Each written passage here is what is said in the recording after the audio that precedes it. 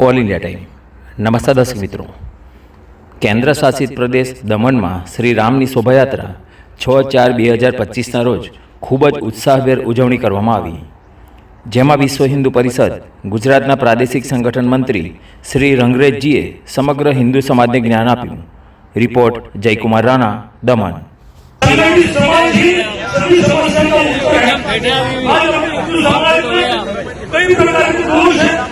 संरक्षण की आवश्यकता है। धर्मांतरण बड़ी मात्रा में हो रही है, इसमें हिंदुओं की संख्या ऐसी भी कम हो, इसका ध्यान में रखना है। कोई भी समाज हमसे दूर न जाए, इसका ध्यान क्यों रखना है। हमारी हिंदुओं की जनसंख्या कम न हो, इसका ध्यान रखना है। और हिंदुओं में हिंदुत्व का भाव कायम बना रहे, इसकी ओर हमको ध्यान रखना है।